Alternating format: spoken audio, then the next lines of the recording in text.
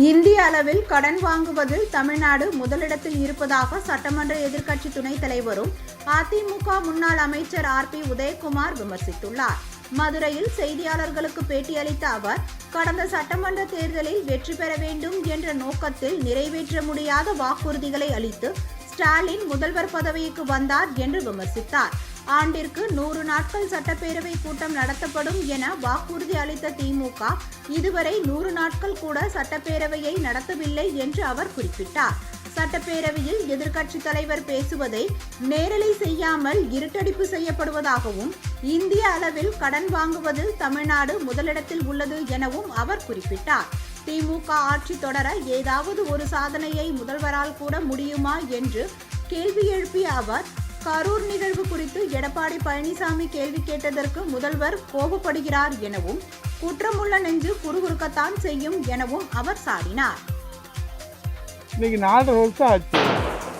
இந்த ஆட்சி தொடரணும்னு ஏதாவது ஒரு சாதனை திட்டத்தை சொல்லுங்க. பேர் வச்சிருக்கிறாங்க, நிறைய பேர் வச்சிருக்கிறாங்க. பேர் சூட்டு விழா, அதில் நம்ம மாற்றுக்கருத்து இல்லை. ஆனால் மக்களுக்கு என்ன பலன் கிடைத்தது என்று நாம் பார்த்தோமானா, வெறும் விளம்பர வெளிச்சத்தில் தான் இந்த அரசு நடக்குது. அந்த விலைவாசி உயர்வு என்பது மிகப்பெரிய கொடிய நோய். அது வறுமை என்பது மிகப்பெரிய கொடிய நோய். ஆகவே வறுமையை ஒழிக்கின்ற வகையில் இந்த அரசு என்ன நடவடிக்கை எடுத்திருக்கு? இந்த 4.5 ஆண்டு காலத்தில் அம்மா இருக்கிற போது 20 கிலோ விலையில் அரிசி கொடுத்தாங்க. அம்மா கொடுத்த மடிக்கணினி திட்டம், கறவை மாடுகள் ஆடுகள் வழங்குகிற திட்டம், கிராம பொருளாதாரத்தை முன்னேற்றுவதற்காக. அதே போல் புரட்சித் தலைவர் எடப்பாடி குடிமராமத்து திட்டம், 11 மருத்துவக் கல்லூரி, 7.5% இடஒதுக்கீடு என்று வரலாற்றில் இடம்பெறுகிற முத்தான வளர்ச்சி திட்டங்களை புரட்சித் தலைவர் எடப்பாடியை வாரி வாரி வழங்கினாங்க. அதனால் மக்கள் என்ன சொல்கிறாங்க? இன்றைக்கு 175 தொகுதிகளுக்கு மேலே மக்களை காப்போம், தமிழகத்தை மீட்போம் என்கிற எழுச்சி பயணம் 234 சட்டமன்ற தொகுதிகளிலும் புரட்சித் தலைவர் எடப்பாடியார் மேற்கொண்டிருக்கிற இந்த எழுச்சி பயணம், மக்கள் கொடுக்கிற வரவேற்பு, இன்றைக்கு மீண்டும் எடப்பாடியார் தலைமையில் அம்மாவின் ஆட்சி, ஜனநாயகத்தின் ஆட்சி, மக்கள் ஆட்சி மலர வேண்டும் என்பதுதான் அந்த வரவேற்பு, மக்கள் கொடுக்குற வரவேற்பு சாட்சியாக இருக்கிறதுன்னு சொல்கிறோம். சட்டசபையில் மாண்புமிகு எதிர்க்கட்சி தலைவர் கவன ஈர்ப்பில் இன்றைக்கு கரூர் நடந்த துயர சம்பவத்தை பற்றி கவனத்தில் கொண்டு வராரு.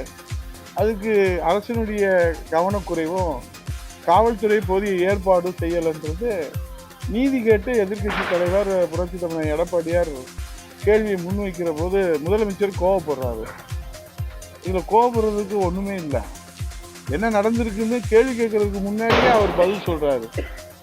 ஏன்னா குற்றமுள்ளவனுக்கு குறுகுறுக்குதுன்ற மாதிரி எதிர்க்கட்சியில் சேர்ந்தவர்கள் அவையின் முன் கவனத்தில் வைத்து அதற்கு பிறகு சந்தேகங்களுக்கு அவர்கள் பதில் சொல்வது தான் நம்ம இது வரைக்கும் பார்த்துருக்குறோம்.